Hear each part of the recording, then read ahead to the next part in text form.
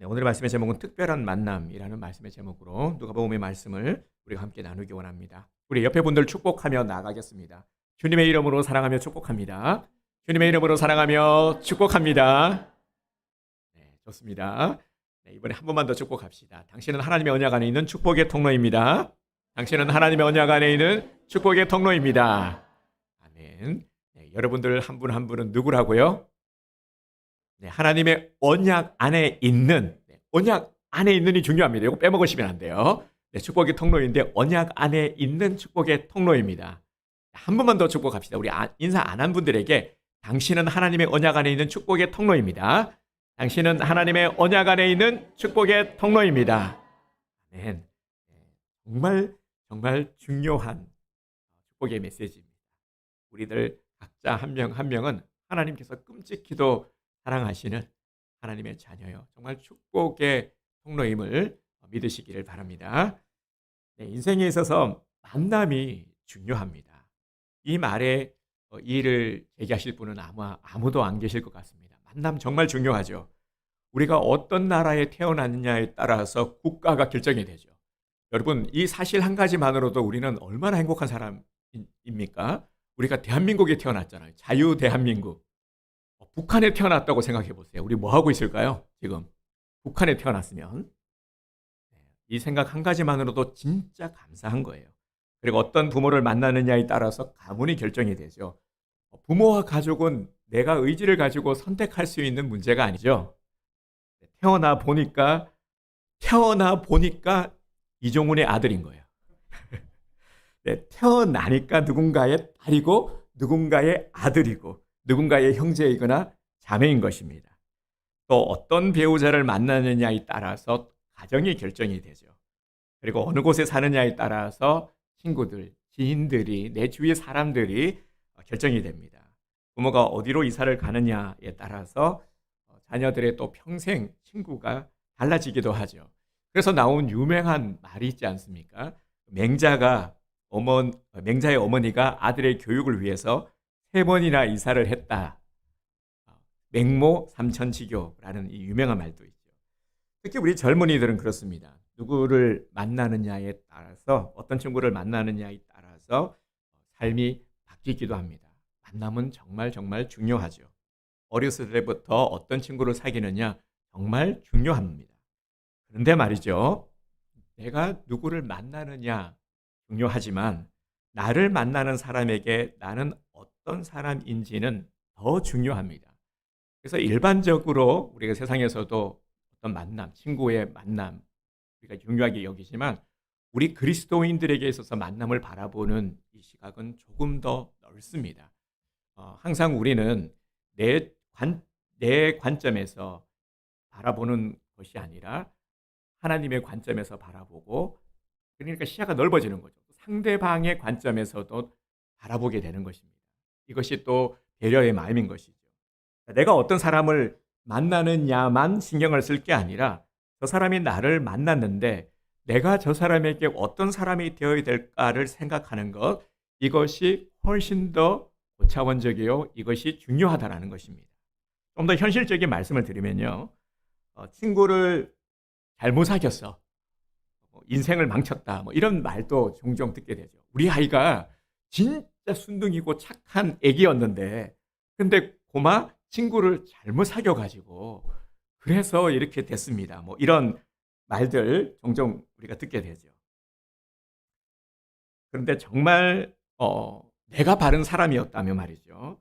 설령 잘못된 친구를 만난다고 해도 나로 인해서 그 사람에게 선한 영향력을 미쳤다면, 그렇게만 된다면 얼마나 좋겠습니까? 자기도 친구도 다 잘못된 결정을 내림으로써 잘못된 것이지, 단지 친구를 잘못 만나서 잘못된 것은 아니라는 것이죠. 자꾸 책임을 우리는 전가시키려고 하는데, 내 친구가 나를 만나서 오히려 인생이 바뀌었다면 반대로 그 삶은 또 얼마나 더 복되고 아름다운 삶이 되겠습니까? 오늘 본문에 보면 아주 특별한 만남에 관한 이야기가 나옵니다. 오늘 말씀도 우리가 익히 잘 알고 있는 말씀인데요. 배경을 보면 이렇습니다. 예수님은 제자들과 배를 타고 갈릴리 바다를 지나가시다가 큰 광풍을 만납니다. 그들은 광풍을 뚫고 바다를 잠잠케 하신 예수님의 도우심을 받아 갈릴리 바다 동남쪽으로 건너갔고, 예수님 일행은 갈릴리 맞은편 이방인의 마을인 거라사 지역에 도착합니다. 그들이 이 지역에 도착하자마자 누구를 만나게 됩니까? 광인을 만나게 됩니다. 광인이라는 것은 정상인이 아니라는 거죠. 제자들이 광풍을 경험한 이유가 무엇입니까? 오다가 광풍을 만났죠. 거라사 오기까지. 그런데 제자들이 예수님과 함께 할 때 많은 일들이 일어났어요. 방금 전에도, 오늘 본문의 기점으로 방금 전에도 어떤 일이 있었냐면은 광풍이 일어났죠. 근데 여기서 우리는 의문을 갖게 되잖아요. 예수님과 함께 있었는데 광풍이 일어나서, 광풍이라는 건 갑작스럽게 놀랄 만한 일, 큰 위험이 닥친 거잖아요. 어려운 일이 닥쳤단 말이죠. 예수님과 함께 했는데 왜 어려운 일이 생겼을까? 이런 일이 일어날까? 예수님이 계시면 아무 일도 일어나야 되는 것 아니냐라는 우리는 생각을 가지고 있는데, 그런데 이런 일이 일어났단 말이죠. 이유가 있기 때문이죠. 예수님과 함께한 모든 시간의 일들은 제자들에게 있어서는 연단의 시간이었던 것입니다. 예수님과 함께 할 때 아무 일도 안 일어나는 것이 아니라 어떤 일들을 통해서 연단이 되게 하시고, 이를 통해서 제자들은 더 성숙되게 자라가는 것이죠. 오늘 요 단편적인 사건만 봐도 우리들에게 이런 의미를 일깨웁니다. 우리가 예수님을 믿고 우리도 임마누엘의 하나님과 함께하고 이 믿음을 갖고 기도하며 신앙하며 살아가지만, 우리는 아무 일도 안 일어났으면 좋겠는데 라는 마음을 가지고 있지만, 예수님과 함께 하는데도, 믿음을 가지고 살아가는데도 많은 일들이 일어날 수 있다는 겁니다. 우리 삶에 우리 기대대로만 되면 얼마나 좋겠습니까? 그런데 그게 정답이 아니라는 거, 누누이 말씀을 드렸죠. 내 기대대로, 내 바람대로 다 되면 좋을 것 같은데 다 되면 안 좋기 때문에 그렇게 허락지 않으신다는 거. 우리를 사랑하시기 때문에 예수님이 제자들과 함께 할 때 이런 여러 가지의 이런 연단들을 허락하신 것처럼, 우리도 삶의 크고 작은 어려운 일들을 통해서 연단해 가시는 것이죠. 그래서 조금 더 넓은 이런 시야를 열어서 우리의 삶을 다시 한번 바라보기를 원합니다. 광풍을 통과하게 되면 어떤 삶의 어떤 바람이나 파도도 지나갈 수 있는 담력을 얻기 때문에 제자들을 준비시키신 것입니다. 27절 보겠습니다. 예수께서 육지에 내리심에 그 도시 사람으로서 귀신 들린 자 하나가 예수를 만나니, 그 사람은 오래 옷을 입지 아니하며 집도 거하지도 아니하고 무덤 사이에 거하는 자라. 아멘. 성경을 보면서 제가 항상 팁을 드리죠. 최대한 상상의 나래를 펼쳐 보십시오. 이 지금 광인의 모습을 머릿속으로 한번 떠올려 보시기 바랍니다. 영화를 찍는 거예요. 그런데 우리는 또 이런 의문을 가지게 됩니다. 예수님은 그런데 왜 갑자기 이 거라사 지방에 가신 거지? 무슨 생각으로 가신 거지? 왜 굳이 광인을 만나러 가신 걸까? 궁금하죠? 여러분, 이 사람은 누구입니까? 본래 도시에 살던 사람이었습니다. 그런데 어느 날 악한 영에 사로잡힌 것이죠. 우리가 흔히 말하는 귀신이 들린 겁니다. 그러니까 예수님이 만나려고 하는 이 사람은 정상적인 사람이 아니라 귀신 들린 사람인 겁니다. 제정신이 아닙니다. 그래서 정상적인 삶을 살아갈 수 없는 사람, 또 다른 말로 굉장히 위험할 수 있는 사람이죠. 거라사 귀신 들린 사람의 이야기가 이제 다른 복음서에도 나오지만, 이렇게 누가는 이 사람에 대해서 좀 더 자세하게 소개를 하고 있습니다. 이 사람의 상태 상상을 한번 해보시기 바랍니다. 먼저 이 사람의 지금 모양새가 어떻습니까? 오랫동안 옷을 입고 있지 않습니다. 빨가벗은 상태. 이건 굳이 상상하지 않으셔도 될 것 같네요. 잘못하면 19금이 될 것 같습니다. 집에 머물지도 않았습니다. 심지어 무덤 사이에 거하는 자였습니다. 무덤, 공포 영화의 배경은 항상 보면 이 공동묘지 무덤 아닙니까? 드라큘라 관 열고 이렇게 막 나오고, 그죠? 강시도 안에서 나왔던 것 같은데 항상 이런 공포 영화의 배경이 무덤이 되는 것은 죽음과 공포 이런 것들을 더 고조시키기 때문이겠죠. 당시 무덤의 형태가 어떠했냐면요. 그 자연 암벽이나 언덕 바위를 깎아 만든 무덤의 형태였습니다. 그래서 나사로 그 돌문으로 이렇게 어, 돌문으로 앞 입구를 막아 놓는 그런 형식의 무덤이었던 것이죠. 바위 동굴 무덤 형태를 생각하시면 됩니다. 귀신 들린 사람은 그러니까 사회와 이렇게 격리되어서 그곳에 살고 있었던 것이었죠. 그러니까 이 사람이 옷도 입지 않고 집도 아닌 무덤 사이에 살고 있다라는 것은 정상적인 생활을 할 수 없는 최악의 상태에 있다라는 것을 보여줍니다. 한마디로 이 광인은 최악의 상태에 있는 아주 불쌍한 사람인 거죠. 그렇다면 여기서 또 한 가지 의문이 들죠. 광인이 예수님을 찾아왔습니까? 아니면 예수님이 광인을 찾아갔습니까? 마태복음 8장 28절을 보면요. 동일한 사건을 다루고 있는 마태복음의 말씀을 보면 귀신 들린 자 둘이, 마태는 또 특이하게 둘이라고 하고 있습니다. 둘이 무덤 사이에서 나와 예수를 만나니 라고 그랬습니다. 귀신 들린 사람이 먼저 예수님을 찾아갔을 리도 없겠지만 만약에 그랬다라면 아주 소란스러운 일이 일어났겠죠. 아마 야단났을 겁니다. 귀신이 예수님과 맞닥뜨리면 당연히 귀신은 예수님을 두려워하니까 피하려고 했을 겁니다. 본문을 자세히 살펴보면 귀신 들린 사람이 예수님을 찾아온 것이 아니라 분명 예수님이 이 광인을 찾아왔습니다. 이 사실이 굉장히 중요한 것이죠. 예수님이 먼저 찾아가셨다라는 것입니다. 예수님이 도대체 왜 귀신 들린 사람을 굳이 만나려고 하신 것일까요? 당시 거라사는 이방인의 땅이었습니다.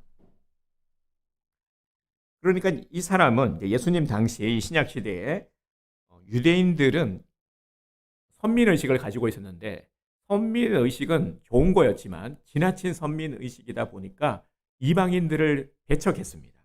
아주 경멸히 여겼죠. 그 대상이 되는 겁니다. 더구나 이 사람은 동족들에게도 멸시와 천대를 받는 사람이고요. 사람들에게 외면당해서 무덤 사이에 살았던 것이죠. 이 무덤 사이에 살았다라는 것, 이것만 봐도 얼마나 불쌍한지 그리고 멸시와 천대를 받았는지를 우리는 알 수가 있습니다.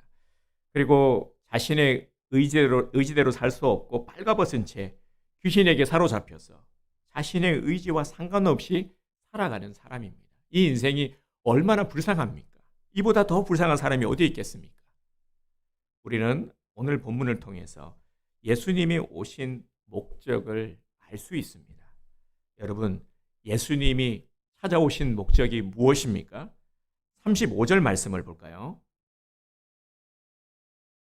35절에 보면 사람들이 그 이루어진 일을 보러 나와서 예수께 이르러 귀신 나간 사람이 옷을 입고 정신이 온전하여 예수의 발치에 앉아 있는 것을 보고 두려워하거늘 말씀하고 있습니다. 먼저 우리는 한 가지를 기억하여 고백드리기 원합니다. 여러분 그럴 때 있죠. 참 답답하다, 이해되지 않는다, 한숨이 나오고요. 진짜 때로는 진짜 하나님은 살아계신 건 맞나? 나 도와주시는 건 맞나? 이런 연약한 마음이 들 때 있습니다. 누구나 그래요. 우리 신앙인도 어려운 일 앞에서 기분이 좋고 그런 사람이 누가 있겠습니까? 그럴 때는 참 연약한 마음이 들고 또 낙심이 되기도 합니다. 그런데 중요한 것은요. 정말 우리가 믿음의 사람이라면 이 한 가지는 절대 잊지 말아야 됩니다. 그 사실이 뭐냐면 나는 하나님의 자녀라는 것이죠. 하나님은 살아계시고 하나님이 나와 함께 하신다.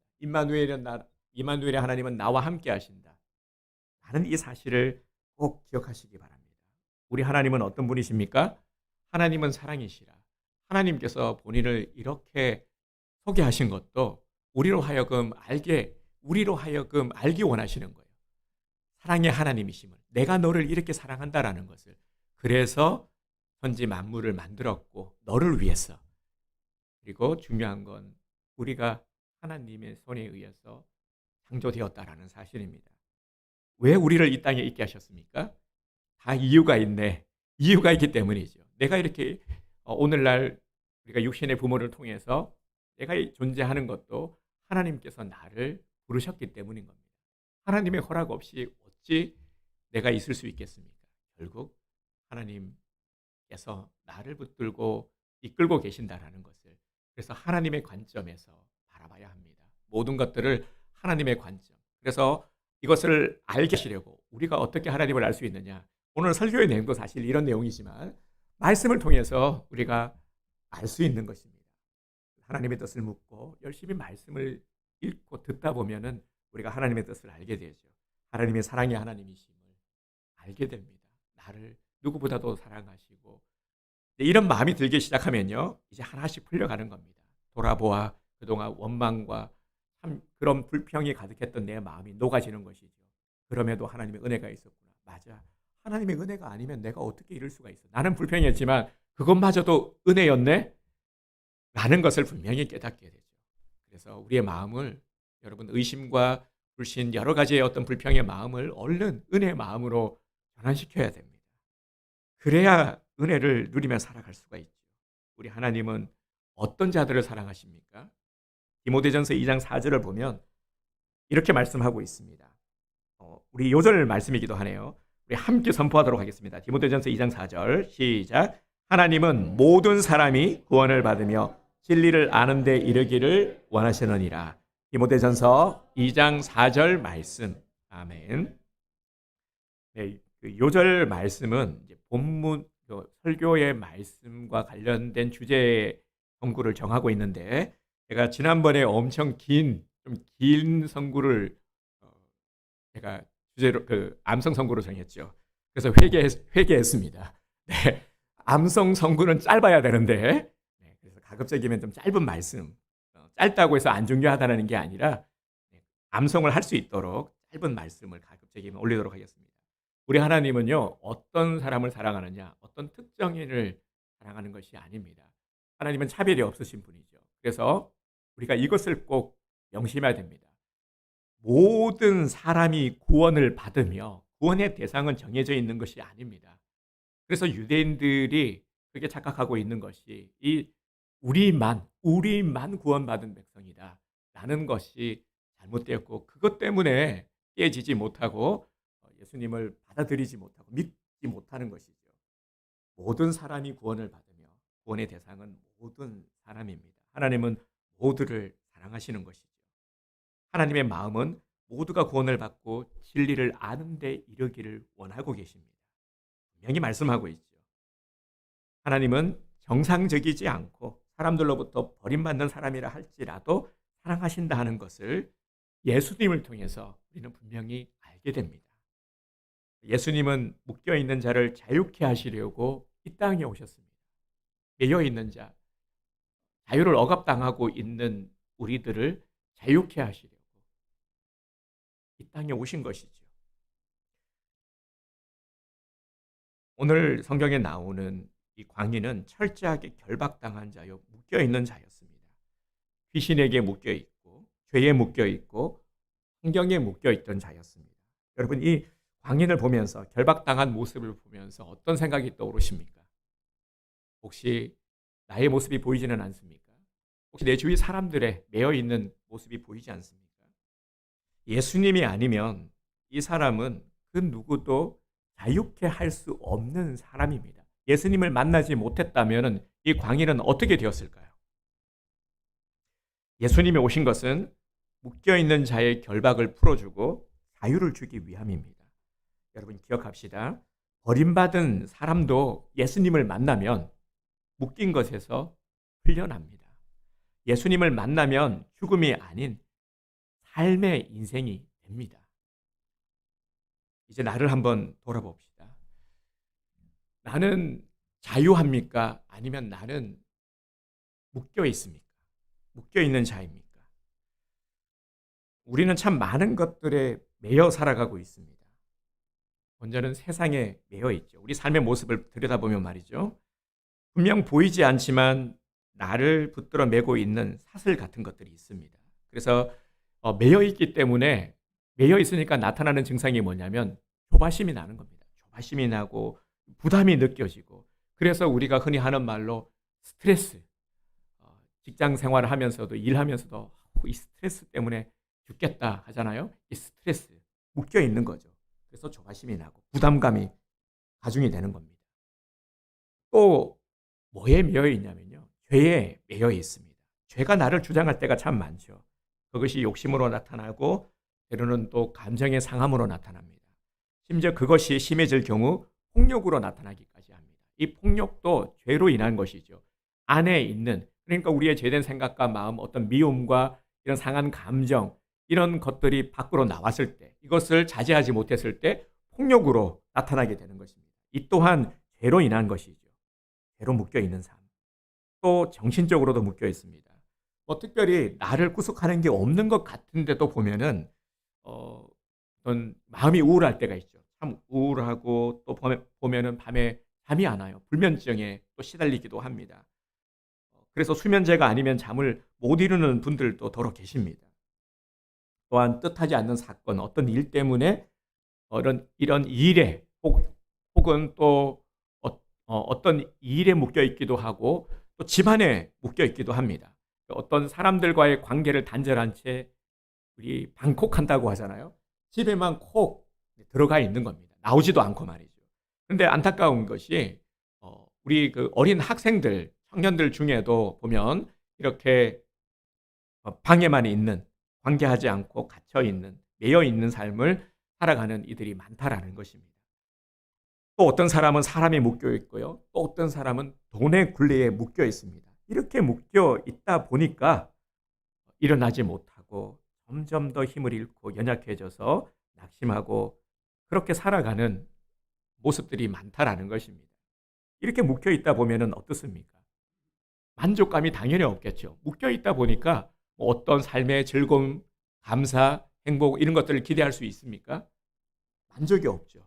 무엇을 가진다고 해도 만족이 없습니다. 묶여 있다 보니까요. 항상 부족하고 메마르고 항상 뭔가를 갈구하게 됩니다. 그래서 늘 모자르는 삶을 살게 되는 것이죠. 묶여 있는 자는 아무리 수고해도 남는 게 없는 겁니다. 노력해도 열매 없는 인생을 살게 됩니다. 기쁨도 없고 평안도 없고 소망도 없고 의미 없는 삶을 살아가게 됩니다. 참 무서운 것이죠. 하지만 세상은 이렇다 할지라도요. 우리는 다릅니다. 우리는 이런 가운데 있다 할지라도 정말 광인과 같이 최악의 그런 환경과 조건에 처한다 할지라도 우리에게는 소망이 있습니다. 왜냐하면 예수님이 계시기 때문입니다. 예수님은 이런 우리들을 매임에서 해방시켜 주기 위해 자유를 주시기 위해 이 땅에 오셨습니다. 요한복음 8장 35절에서 36절을 보면 이렇게 말씀하고 있습니다. 종은 영원히 집에 거하지 못하되 아들은 영원히 거하나니 그러므로 아들이 너희를 자유롭게 하면 너희가 참으로 자유로우리라. 아멘. 아들 예수 그리스도가 우리를 모든 이러한 여러 가지 매임, 이 속박에서 구속에서 우리를 해방시켜 주셨습니다. 한 정신과 의사가 쓴 글에서 보면요. 이런 글이 있더라고요. 오늘 이 시대를 살아가는 현대인치고 정신병에서 자유한 사람은 아무도 없다. 이렇게 진단한 글을 보고 제게 충격을 받았어요. 자유한 사람은 아무도 없다. 근데 곰곰이 생각해보면 정말 그런 것 같죠. 어떤 정신적인 스트레스, 노이로제 이런 것들에서 자유할 수 있는 사람이 누가 있겠습니까? 말을 안 해서 그렇지 다 보면은 정신적인 극심한 스트레스 속에서 현대를 살아가고 있죠. 오래전에 한 목사님이요. 하신 말씀이 기억이 났는데 용인에 있는 한 정신병원에서 설교를 한 적이 있다고 합니다. 이 재단이 아마 기독교 재단이었던 것 같습니다. 그래서 설교 도중에 두 사람이 갑자기 막 싸우기 시작하더라는 겁니다. 왜 싸우냐 하면은요. 들여다보니까 한 사람이 웃고 있는데 그 옆에서 보면 얘가 웃고 있으니까 얘가 미쳤다라는 거예요. 얘 지금 웃고 있다고. 미쳤다고. 근데 목사님이 그걸 보고 있으니까 너무 웃겨가지고 목사님도 웃었다고 합니다. 그러자 그 사람이 목사님을 향해서 쟤도 미쳤네. 했다라는 거예요. 그러니까 왜 그런 말을 왜 손가락을 합니까? 자기는 자기도 지금 정신병원에 입원해 있는데 다른 자기는 안 미쳤다고 생각하니까 그런 말을 하는 거죠. 누구나 이렇게 정신적 고통에 시달리며 살아갑니다. 누구도 자유로울 수가 없죠. 사단이 오늘날에 보면 참 교묘합니다.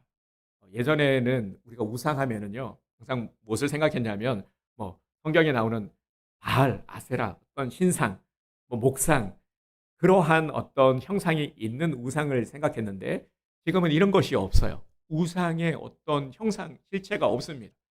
그러니까 안 보이는 거예요. 교묘하게, 아주 교묘하게 우리를 괴롭히고 있습니다. 자꾸만 묶으려고, 쇠사슬로 우리를 꼼짝달싹하지 못하게 묶으려고, 억압하려고 하는 것이죠. 참 무섭습니다. 뭐 예를 한 가지 들자면은 요즘 보면 우리 학생들이 게임에 빠져 있는 경우가 많죠. 이렇게 묶는 겁니다. 그런 것들이 우상이 될 수가 있는 것이죠. 아이들이 게임하느라 교회 나오지 않고 하나님 음성 듣지 못하고 기도하지 못하고, 뭐 우리 어른들도 마찬가지지 않습니까? 하나님으로부터 그것이 무엇이 됐든지 간에 우리에게 있어서 뭐 쾌락을 주는 것 외에도 내가 골똘히 안고 있는 어떤 문제를 할지라도 그것도 우상이 될 수 있다는 겁니다.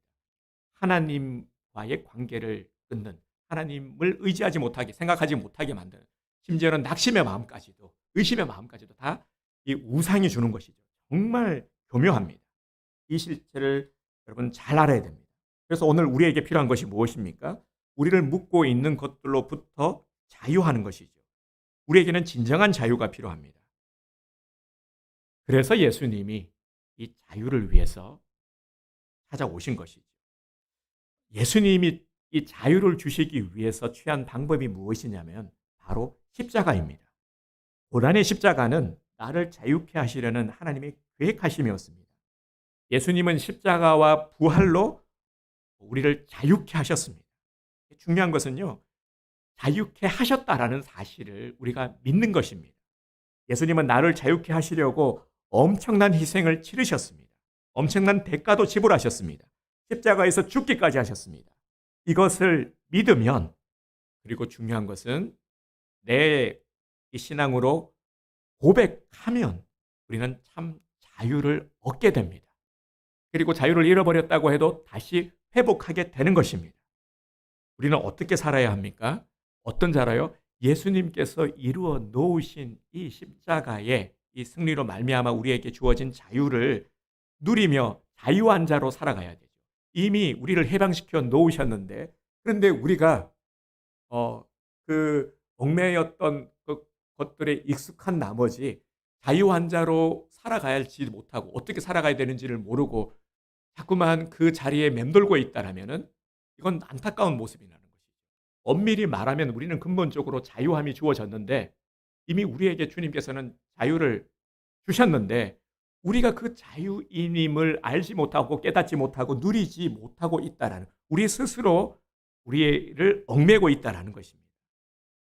이런 모습을 우리가 알기 원합니다. 자유한자로 산다라는 것은요, 영혼뿐 아니라 육신의 삶도 자유함을 누리며 살아가는 겁니다. 이 자유는 우리 육의 자유까지도 포함이 되는 것이죠. 그러니까 자유하지 못하면은 평생 그냥 나그네처럼 계속 방황하면서 정처 없이 그렇게 헤매이며 살아가야 되는 것입니다.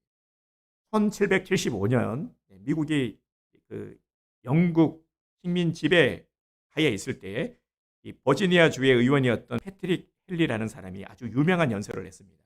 다 아실 내용인데요. 들으면 당시 많은 이들이 이 영국과의 전쟁을 두려워하고 주저하고 있을 때였습니다. 헨리는 망설이는 이들 앞에서 이렇게 외쳤습니다. 나에게 자유가 아니면 죽음을 달라. 이 한마디가 미국 독립운동의 기폭제가 된 것이죠. 그리고 오늘날까지도 이 자유의 가치를 잘 일깨워주고 있는 말입니다. 나에게 자유가 아니면 죽음을 달라. 우리는 예수 그리스도를 통해서 죄와 사망의 법에서 해방된 이 참 자유함을 얻었습니다. 얻을 것이다가 아니라 이미 얻었어요. 이 자유는 엄청난 희생, 예수 그리스도의 십자가의 대가로 지불된 것입니다. 이제 우리에게 선택권이 주어졌습니다. 여전히 과거의 아킬레스건이나 어떤 죄의 굴레에서 매여서 종로로 타시겠습니까? 아니면은 예수님 주시는 이 자유를 붙잡고 그분 안에서 진정한 자유자로 사시겠습니까? 이런 분들이 많은 것 같습니다. 영혼은 자유해도 삶은 여전히 묶여 있는 것. 그래서 우리가 신앙생활을 하면서도 여전히 세상 우리가 어떤 교회에 오면 예배드리면 너무 좋은데 그렇다고 또 뭐 우리가 그 신앙생활을 게을리하는 것도 아닌데 하지만 세상에 나가면 그렇지 못한 경우가 많죠. 교회 안에서는 괜찮은데 세상에 나가면 여전히 마음이 무겁고 또 스트레스 이빠이 받고 이런 모습들 아직까지 우리 안에도 좀 미성숙됨이 있는 것이죠. 그런데 이런 모습으로 계속 살아가는 것은 예수님의 죽음을 헛되게 하는 것입니다. 예수님은 우리가 안고 있는 해결하지 못하는 이 죄의 문제까지도 해결하시고자 십자가를 지셨죠. 그리고 십자가에서 선언하셨습니다. 이게 그 유명한 테텔레스타이 다 이루었다. 예수님은 십자가의 죽으심으로 죄의 사슬에서 우리가 해방이 된 것입니다. 그래서 이 사실을 믿고 자유자로 살아가는 것, 그것은 우리 각자에게 주어진 몫이라는 것입니다. 이건 누가 대신 해줄 수 있는 것이 아닙니다. 이미 예수님은 해줄 수 있는 모든 것들을 우리에게 다 해주셨어요. 이제 우리에게 이제 앞으로의 삶을 어떻게 살아갈 것인가는 우리에게 주어진 선택이라는 것입니다. 우리보다 앞서간 많은 믿음의 선배들이 그랬던 것처럼 예수님을 만난 자는 진정한 자유자로 살아갑니다. 그리고 예수님 안에 머문 자는 정말 자유의 삶을 살아갑니다. 그러면 예수 그리스도 안에서 주시는 이 자유가 무엇입니까? 먼저는 죄에서의 자유죠. 사람들을 가장 억누르고 힘들게 하는 것이 무엇일까요?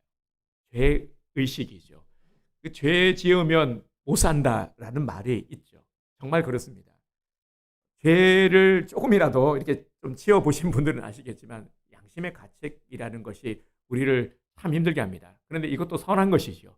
하나님께서 양심이라는 이 선한 기관을 통해서 죄를 자각할 수 있게 하셨으니까 말입니다. 죄를 지으면 힘들어요. 모든 종교가 이 죄의 문제를 다루고 있지만 저마다 해결책을 제시하고 있지만 근본 해결책은 타 종교에서는 제시하고 있지 못합니다. 하지만 유일하게 우리 기독교만이 근본 해결책을 제시하고 있죠. 고해성사 백날 해도 죄 용서받을 수 있습니까? 잠깐 기분만 좋아요. 잘 모르겠다 하시는 분은 성당 가서 한번 신부님에게 한번 해보시기 바랍니다. 네, 죄의 사슬로부터 우리를 자유케 하시는 분은 오직 예수 그리스도 한 분뿐입니다. 예수님의 보혈의 공로로 용서함을 받았음을 믿고 그리고 죄의식을 버리고 양심의 자유를 누리시기를 바랍니다.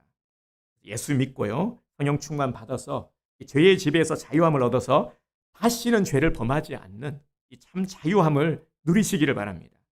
로마서 8장 1절에서 2절에 보면 이렇게 말씀하고 있습니다. 그러므로 이제 그리스도 예수 안에 있는 자에게는 결코 정죄함이 없나니, 중요하죠. 정죄함이 없나니 이는 그리스도 예수 안에 있는 생명의 성령의 법이 죄와 사망의 법에서 너를 해방하였습니다. 아멘. 예수님께서는 또한 두려움과 죽음으로부터의 자유를 주십니다. 우리 예수 그리스도를 믿는 우리들에게 주어진 놀라운 이 은혜의 특권이 무엇이냐면은 바로 죽음으로부터의 자유입니다.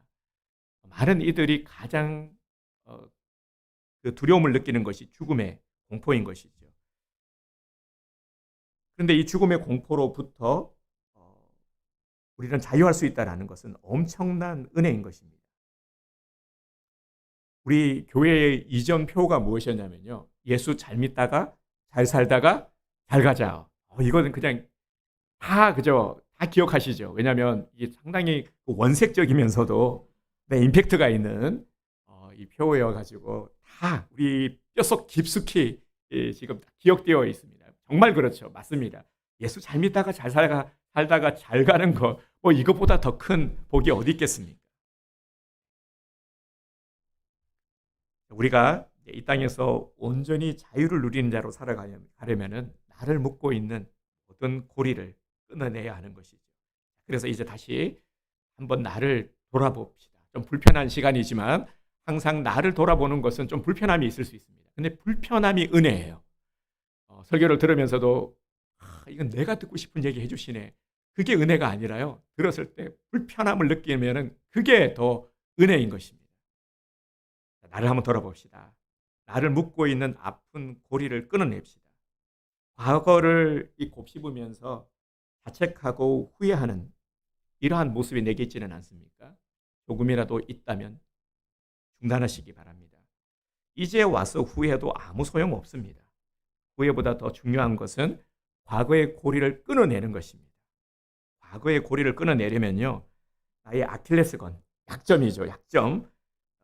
그리고 죄의 고리를 끊어내야 합니다. 자꾸만, 이게 왜 자꾸 내 발목을 잡는다고 하잖아요.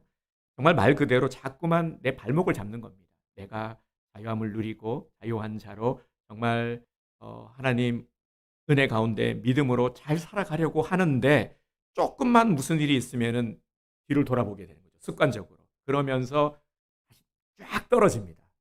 내가 실패했던 것들, 힘든 것들, 환경 여러 가지가 막 엄습해 오면서 확 무너지는 거죠. 자꾸만 나를 과거로 끌고 가려고 하는 것, 그것을 끊어내야 됩니다. 그래서 보면은 내가 끊어내야 될 이 부분들이 있습니다. 과거로 끌고 가려고 하는 사람의 고리를 끊어야 되고요. 내 인생을 묶고 두려고 하는 잘못된 환경의 고리를 끊어내야 됩니다. 우상을 비롯한 죄와 관련된 것들은 단호히 잘라내야 합니다. 그래서 이제 다시는 죄의 종로로 타지 마시기 바랍니다. 우리는 자유한 자입니다. 예수님께서 우리를 위해서 엄청난 대가를 치르셨습니다. 이 예수님의 죽음을 헛되이 하지 마시기를 바랍니다. 자유한 자의 기쁨, 우리를 위해서 선물해 주신 것, 우리를 위해서 선물해 주셨잖아요. 그러면 우리는 그 선물을 잘 누리면 되는 것입니다. 멋진 자동차를 선물 받았어요. 그런데 이 자동차를 보기만 하고 만지기만 하고 어유 너무 좋네. 안 타면 아무 소용이 없잖아요. 똑같은 것 아니겠습니까? 저도 사용하지를 못하면은 그러면 얼마나 선물 준 사람이 안타깝겠습니까? 고이 모셔놓지 마시고 주님께서 주신 이 자유의 기쁨을 누리게 되시기를 주님의 이름으로 축복합니다. 마지막으로 우리 결단의 시간을 갖기 원합니다. 오늘 본문 말씀을 통해서 우리 저마다에게 주시는 분명한 감동이 있었을 겁니다. 특별한 만남, 오늘 말씀의 제목이 만남인데요. 이 특별한 만남, 거라사 귀신 들린 자가 예수님을 만나서 구원함을 받고 참 자유함을 누리게 된 것처럼 주님, 내 주위 주님을 만나야 될 자들이 주님을 만나 자유함을 누리게 하소서. 세상의 속박에서 벗어나지 못해서 참 힘겹게 살아가고 있는 인생들이 우리 주위에 우리 가족들 가운데도 너무 많지 않습니까? 우리는 그들을 위해서 기도해야 되고 그들이 주님을 통해서 구원함의 선물을 얻기 원합니다.